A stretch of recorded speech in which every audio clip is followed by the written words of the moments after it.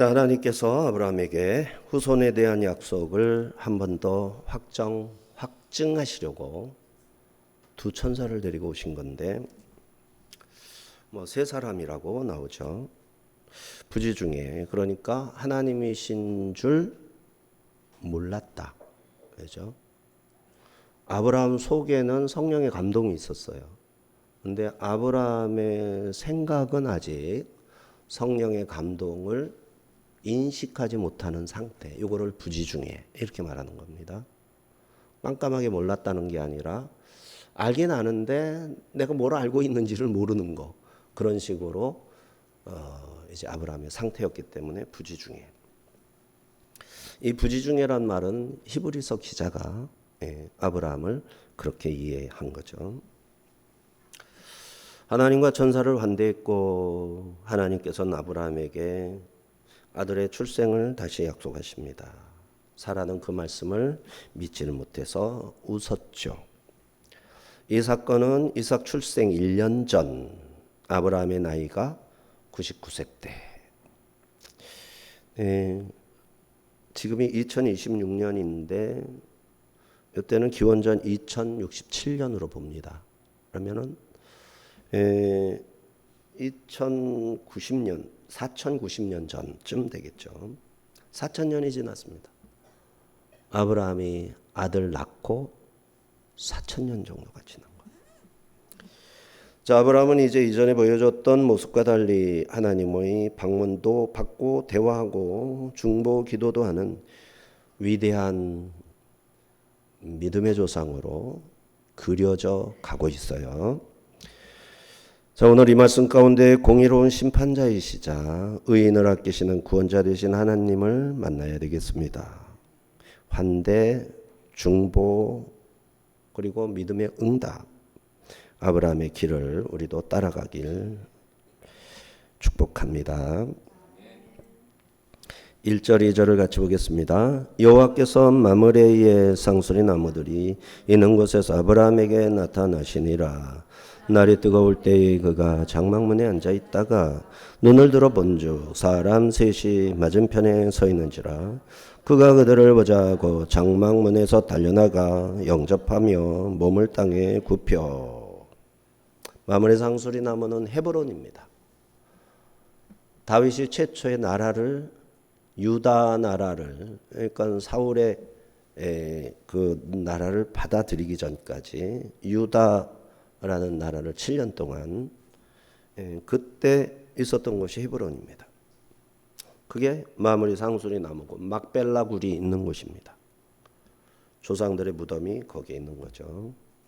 자, 여기서 바에라 그리고 보았다, 스스로를 나타내다 이런 뜻입니다.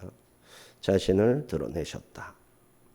우연히 지나다가 들리신 게 아니라 목적을 가지고 찾아오셔서 자신을 보이셨다 이런 뜻입니다. 흥미로운 것은 여호와의 나타나심이 아주 날이 뜨거울 때, 그가 장막문에 앉아 있을 때, 이 중동 지방은 낮에 한 2시간씩 자야 됩니다. 너무 해가 뜨거워서.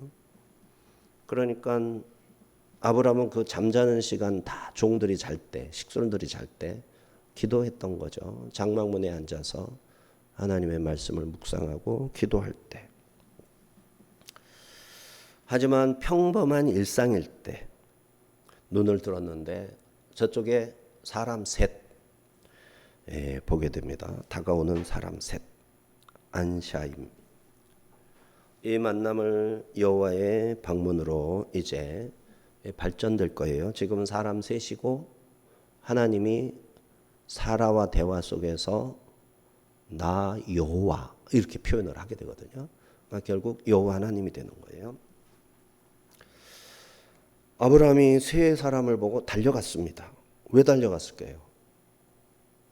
왜 달려갔을까요? 세 사람이 뜨거운 햇볕에 너무너무 지쳐 쓰러질 가능성이 매우 높기 때문에 속히 달려가서 시원하게 해주려고. 하나님을 알아보는 것은 아브라함 속에 이 영이 자기의 이해 이해의 안쪽 영역에서, 자기 지각의 안쪽 영역에서 성령의 감동 가운데 저분들을 대접해야 되겠다. 이런 뭔가가 일어난 거죠. 그런데 아브라함은 사람으로 보는 거예요. 새 사람. 그런데 왜 사람인 줄 알면서 사람으로 이해하면서 뛰어갔을까? 왜 그럴까요? 하나님이 12장에서 아브라함에게 뭐라고 그랬죠? 너는 복의 근원이라. 복의 근원이란 뭐예요? 다른 사람에게 복이 되란 얘기잖아요. 친절을 베풀고 어려운 사람을 도와주고 위험에서 건져내고, 그래서 엘리에셀 같은 사람도 위험에서 건져내서 평생을 자기를 위해서 봉사하는 사람으로 삼을 수가 있었잖아요. 복의 근원, 복의 근원. 우리가 다 복의 근원. 누가 힘들면 뛰어가서 도와줘야 됩니다. 이 나라 대한민국이 힘들면 뛰어가서 도와야 됩니다. 나라를 살려내야 됩니다.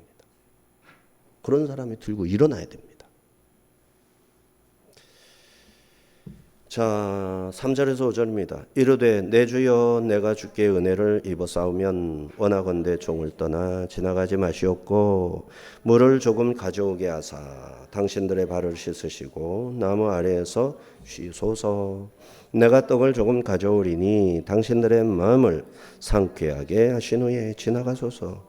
당신들이 종에게 오셨음이니이다. 그들이 이르되 네 말대로 그리하라.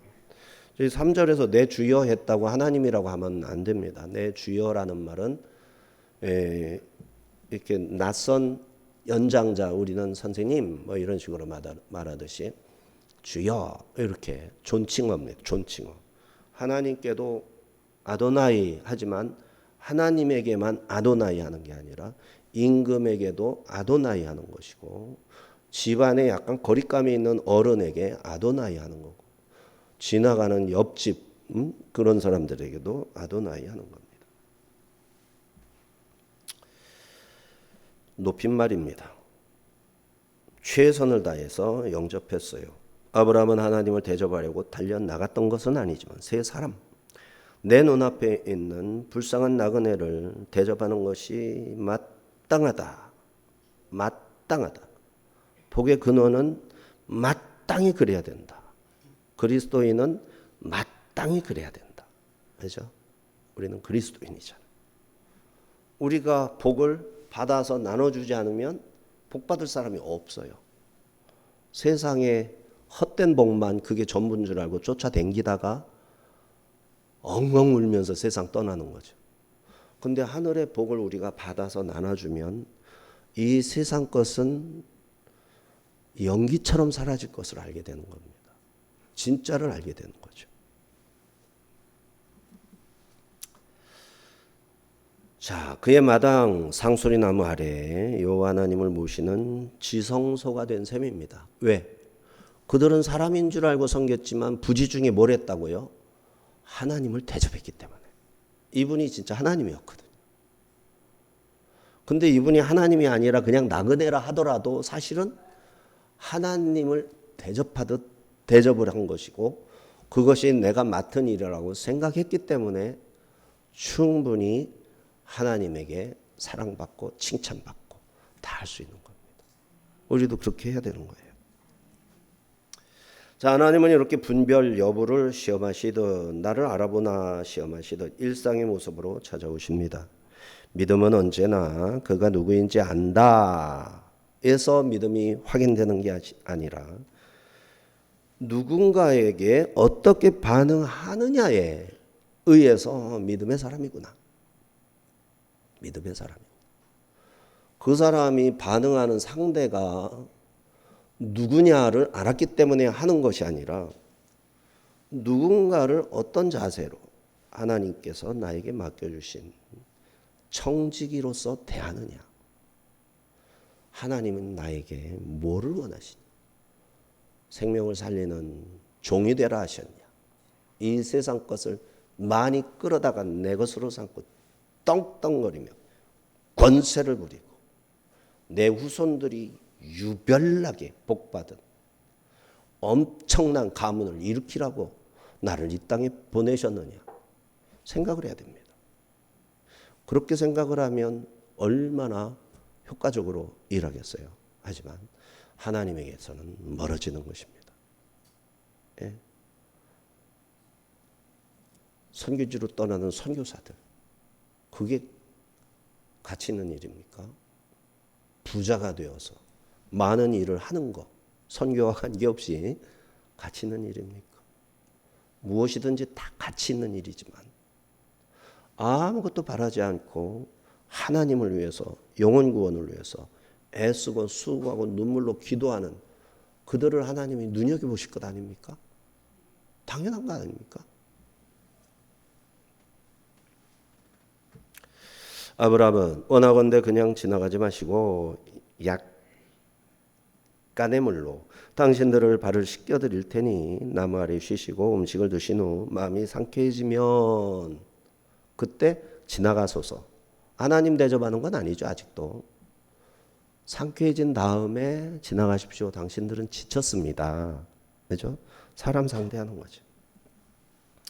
내 말도 내 말대로 그리하라. 이렇게 말했어요. 이분들은 오케이 그렇게 하겠습니다. 이렇게 한 거죠.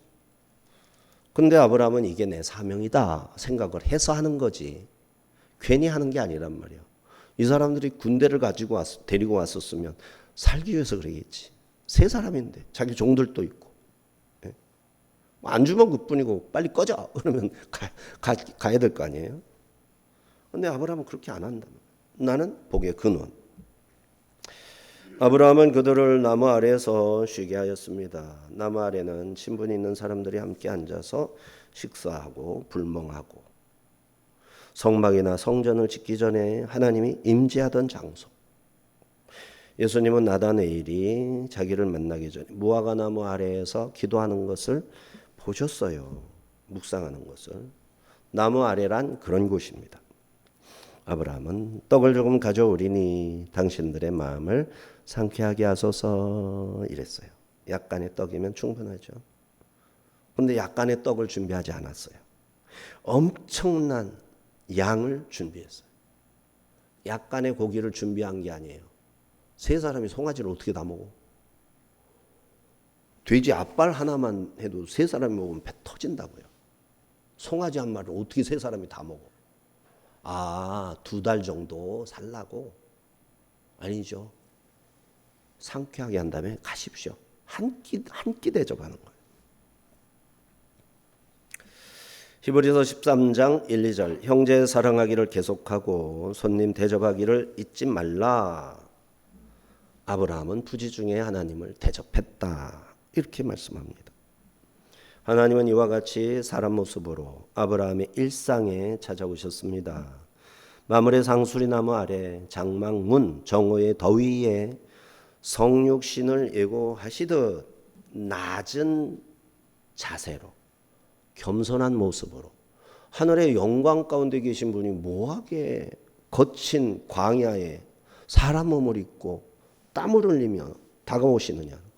하나님이 사람으로 내려오신 거잖아요. 우리 같으면 뭐가 된 거죠?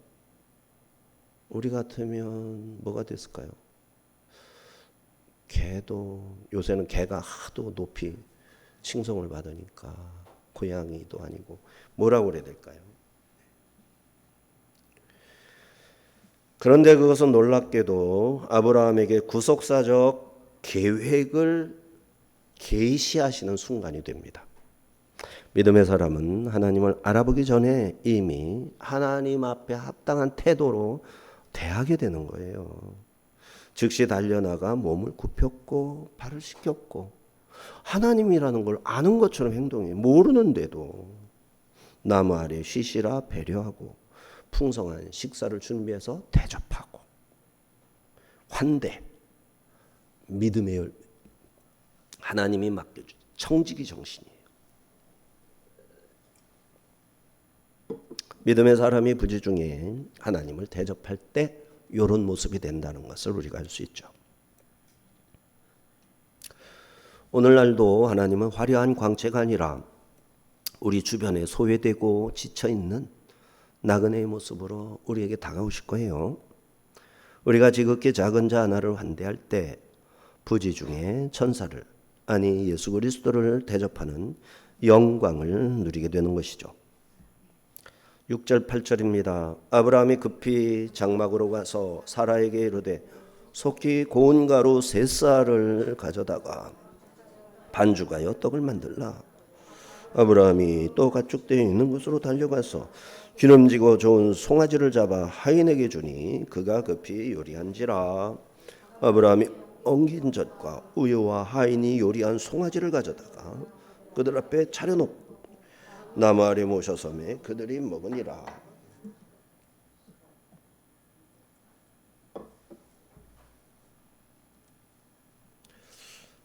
손님이 긍정적으로 대답하자 급히 또 달려갔어요. 사라에게로 가서 떡을 만들려면 얼마큼 만들려고 그랬죠? 고운 가루 세 쌀. 밀가루를 말하는 거예요. 세 쌀. 그 다음에 자기가 가서 송아지를 잡았죠. 자기가 가서 조그만 거 잡으려고 갔을까요? 아까우니까 종시켰다가 큰 놈 잡으면 어떡하냐고. 아깝지. 내가 가야 조그만 거 잡지. 세 사람이니까. 그랬을까요? 맛있게, 그죠? 풍부하게 직접 가서 잡았어요. 마치 하나님께 드리듯 잡아가지고 종에게 하인에게 주면서 요리하라 그랬어요. 그리고 상을 차려 대접합니다. 고운 가루 세 쌀은 22리터, 7.3kg. 22리터면은 상당한 분량이죠. 한 말입니다. 한 말. 그걸로 떡을 만들면, 한 말로 떡을 만들면 몇 말이 될까요? 떡이 2말 정도는 되겠죠. 밥은 2.5배. 떡은 모르긴 몰라도 2배 정도는 될 겁니다. 상당한 양입니다. 99세 된 노인이 고급 밀가루로 만든 빵, 송아지 요리로 손님을 대접한 것이죠. 이를 위해 사라가 바빴고 에셀이 바빴고 모든 가족들이 동원해서 정성껏 섬겼죠. 그런데 그들이 먹은 양은 요만큼이죠. 나머지는 어떻게 했을까요? 싸줬을까요? 아유, 길 가는데 무겁게 뭘 싸줘요. 온 집안 사람들이 같이 잔치하는 거죠. 풍부하게 준비해서 온 집안 사람이 같이 잔치하도록 계획이 된 겁니다. 그렇죠? 이게 아브라함의 마인드예요. 가족들에게도 아끼지 않았다라는 거죠. 종들에게도 아끼지 않았다라는 거죠. 온 식솔들까지 염두에 둔 겸손과 환대, 놀라울 정도입니다. 아브라함은 자기에게 찾아온 손님을 마음을 다해 대접하는 것이 복의 근원으로 사는 것이다 라고 자기 정체성을 정리해놓고 살아가는 사람이었던 거죠. 맞죠? 우리도 그래야 되겠다 생각이 들죠. 그리고 아브라함은 그들이 먹는 동안 나무 아래 모셔 섰습니다. 이렇게 오메드 알레이햄 서서 하인이 주인을 섬기듯이 모셔 섰어요. 급히 달려가서 분주하게 음식을 준비할 때와 달리 이번에는 음식을 먹는 손님들을 경외심을 가지고 잔잔히 차분하게 바라봤습니다. 막 음식 준비할 때는 잘 대접하자라는 마음뿐이었죠. 잔잔히 쳐다보는 거죠. 대놓고 보지는 않았겠지만 그랬더니 그 속에서 뭐가 보일까요? 와, 너무너무 신령하고 경건하고 차분하고 그렇죠? 이런 분위기가 물씬 풍겨 나오는 거죠. 신령한.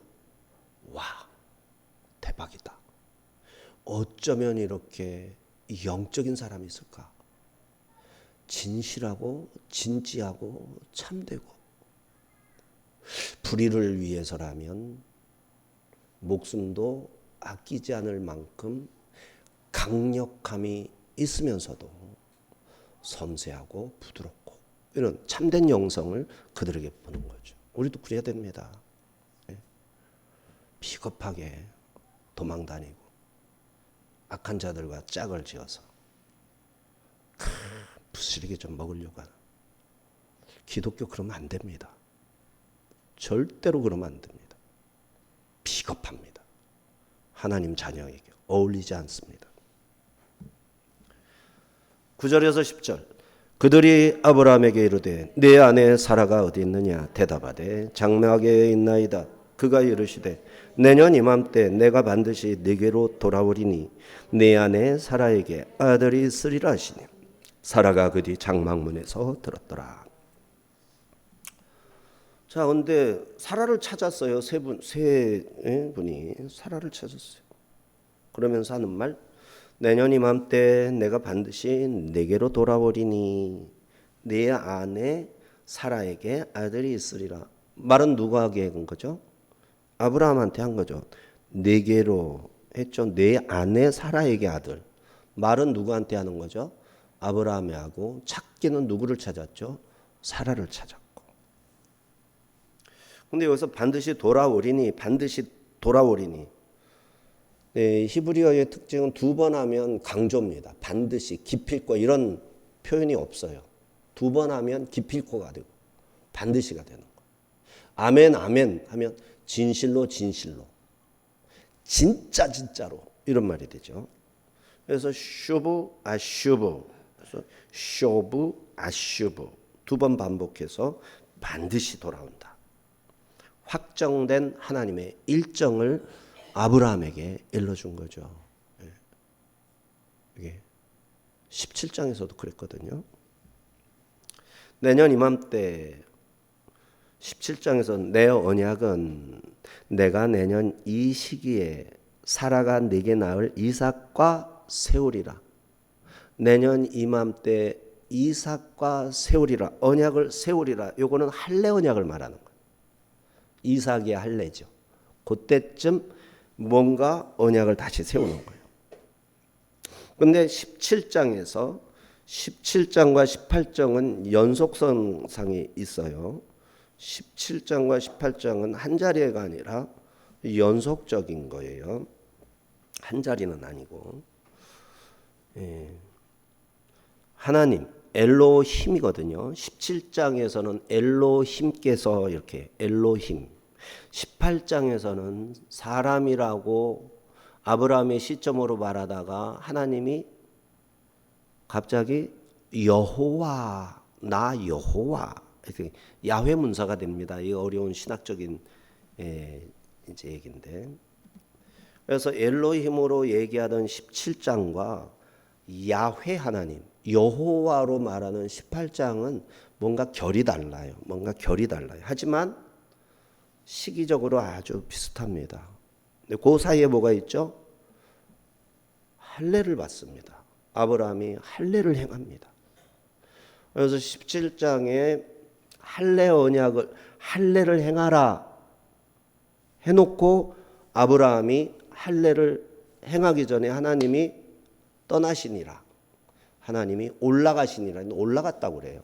하나님이 올라가시니라.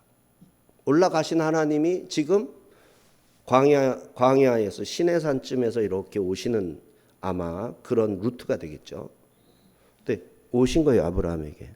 올라가신 하나님이 이번에는 18장에서는 오셨어요. 그리고 그분은 하나님이라고 안 하고 여호와라고 하세요. 처음에는 사람이라고 했지만. 그러니까 약간 결이 다르지만 충분히 그럴 수가 있죠. 왜? 사라에게 이삭을 주면서 새로 언약을 세우리라 라는 말씀을 하면서 자기 자신을 여호와로 불려지기를 원하신다라는 사인이 있는 거예요. 이런 뉘앙스가 있어요. 네, 이제 유대인들은 아브라함이 할례를 받고 3일째 되었을 때 너무너무 아프고 힘들어가지고 짤짤매고 있었다고 그래요. 그래서 낮잠도 못 자고 끙끙거리고 앓고 있었다고 그래요. 할례를 받고 3일째가 제일 아프대요. 예. 34장인가에서도 뭐 이렇게 세겜 할례를 했었잖아요. 그때 3일째. 왔었죠. 그때 오셨다라는 거예요. 근데 아브라함은 그 아픈 중에서도 있는 힘을 다해서 이렇게 섬겼다. 이게 유대인들의 문서에 좀 남아 있어요. 성경에 없는 내용이니까 참고만 하면 돼요. 그러니까 할례를 행하고 난 아브라함에게 하나님이 찾아오셨다. 그리고 하신 말씀을 똑같이 1년 후에 명년 이맘때 같은 시기를 말씀하시니까 일리가 있단 말이죠. 이때 사라는 장막 문 뒤에서 하나님의 약속하시는 말씀을 들었습니다.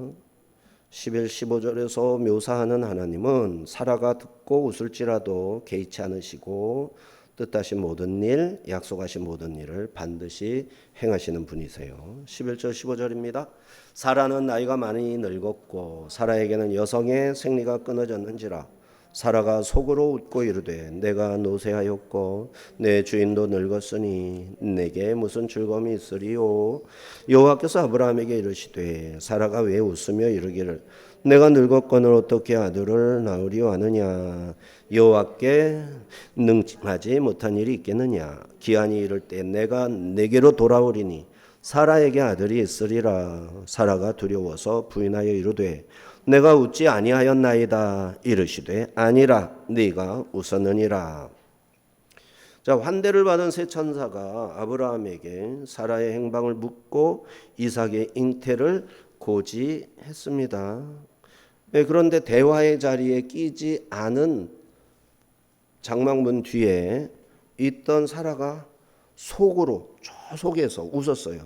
내가 노쇠하고 내 주인도 늙었거늘 내게 무슨 즐거움이 있으리요. 속으로 웃었어. 뭐 겉으로 들리게 뭐 하나 한 게 아니에요. 근데 하나님이 사라의 속을 다 아시는 거예요. 그러니까 우리가 생각하는 걸 하나님이 다 아시는 거죠. 사라가 왜 웃으며 내가 늙어 어떻게 아들을 낳을까 하느냐 하시고 여호와께 능하지 못한 일이 있겠느냐. 기한이 이를 땐 내가 네게로 돌아오리니 1년 후에 돌아오리니 사라에게 그때는 아들이 있을 것이다. 낳아서 안고 있을 것이다. 이에 사라가 웃지 아니하였나이다 말을 했죠. 자기의 존재를 대화하는 가운데 나타내 보이질 않았는데 이제 아예 소리를 내서 웃지 않았어요. 네가 웃었다. 얼마나 웃었다니까 어이가 없습니까? 속으로 웃은 것을 웃었다고 하니 아니라고 할 수도 없고 기라고 할 수도 없고. 아니 속으로는 웃긴 웃었는데 제가 웃은 건 아니죠. 아니야 속으로 웃은 게 웃은 거야. 이게 말이 좀 길어지려면 한없이 길어질 수 있는 말이죠. 그런데 창세기가 그 긴장을 지금 이렇게 지금 건들고 있는 겁니다. 사라와 하나님 사이에서 있었던 웃음에 관한 논쟁을 비교적 자세하게 기록하는 거예요. 관심을 가지라는 거예요. 괜히 쓰는 거는 없으니까. 그리고 자신이 바로 여호와이심을 1인칭 시점의 말씀으로 내가 내게로 돌아오리니 라고 하셨습니다. 이때까지 하나님은 문 뒤에 사라를 아시면서도 이 사라가 자기를 드러낼 때까지 불러들이지도 않고 뭐 하는지 이미 속으로 생각하는 것까지 다 아시면서 가만히 계셨던 거죠. 그러다가 사라가 이제 안 웃었습니다 하면서 말을 내서 목소리를 내자 이제 드디어 정식으로 하나님이 사라와 대화를 여신 겁니다.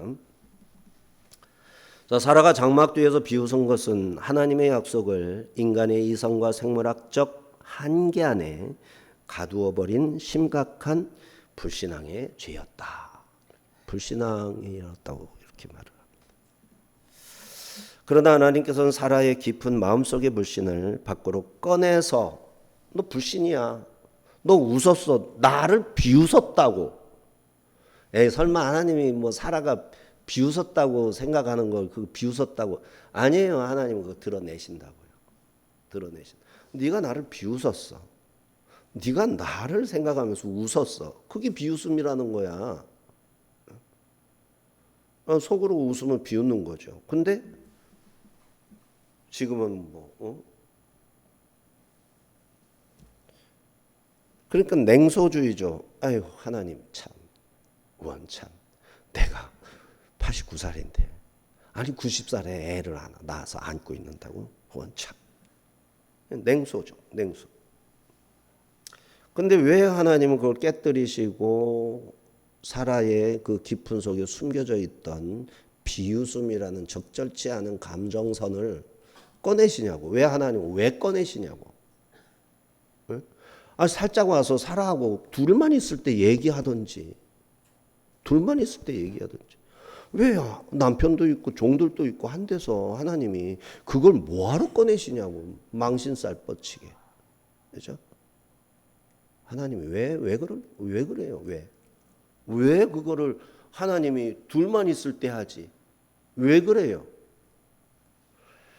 하나님이 방식이에요. 네? 둘만 있을 때면 뭐 드러나 안 드러나 비슷할 수도 있고요. 모든 사람에게 교훈을 주기 위해서 그런 거예요.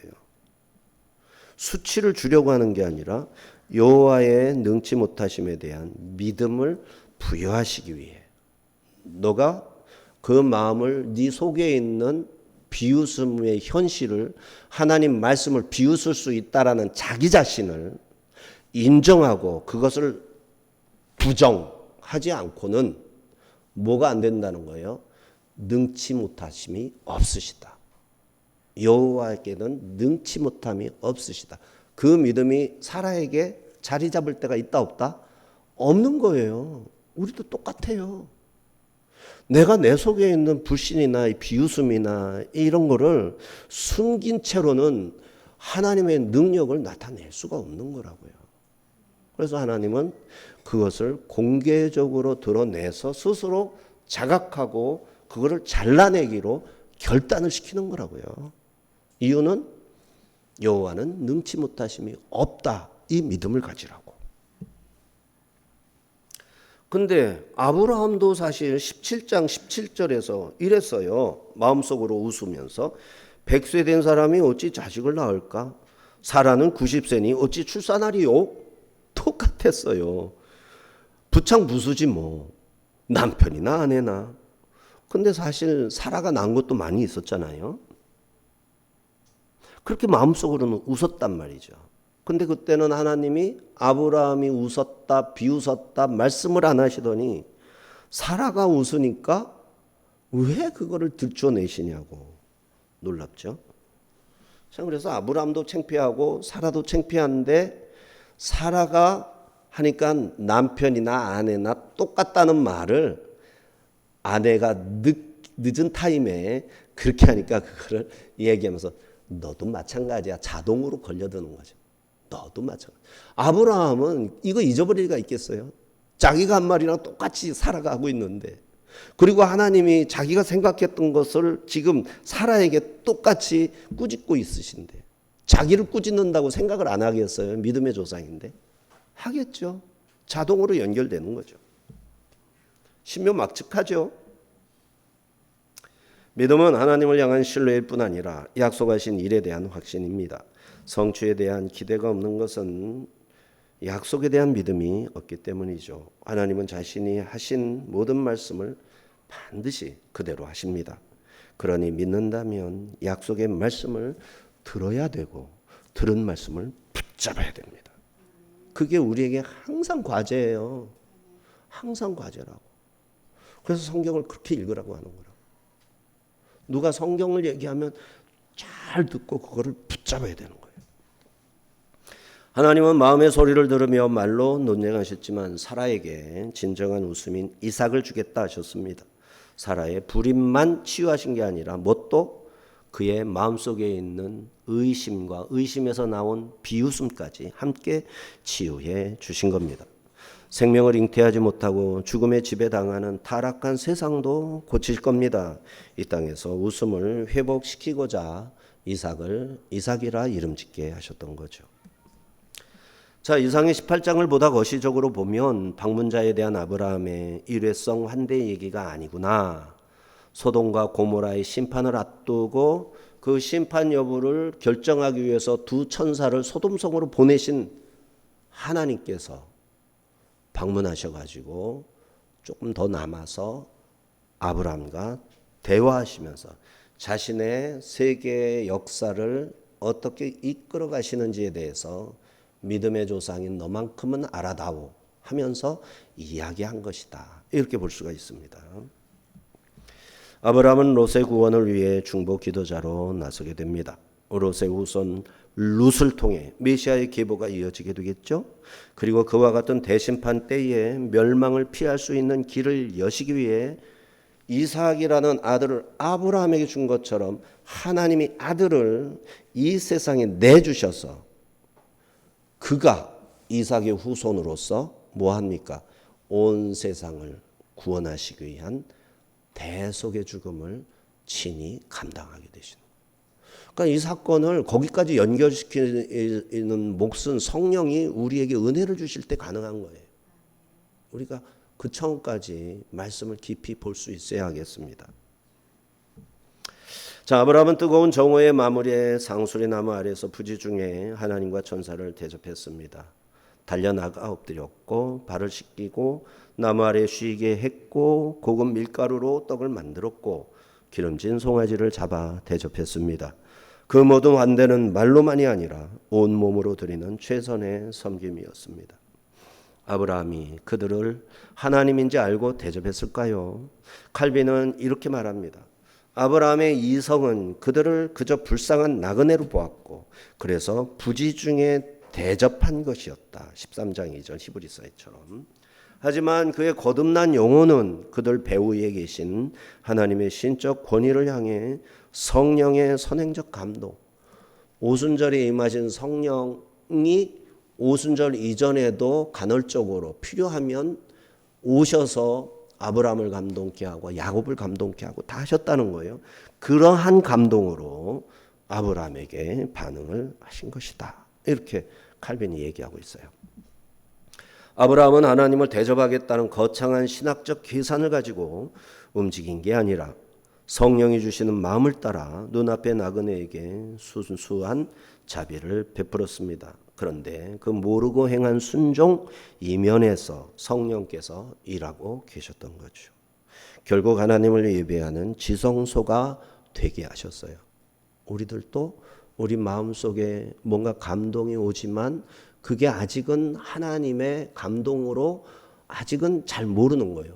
그러나 그 감동이 선하다라는 거, 뭔가 하나님과 관계 있다라는 뭔가가 있어서 우리는 최선을 다해서 손님을 대접하거나 어려운 사람을 돕거나 뭔가를 선한 일에 내 힘을 발휘하는 거죠.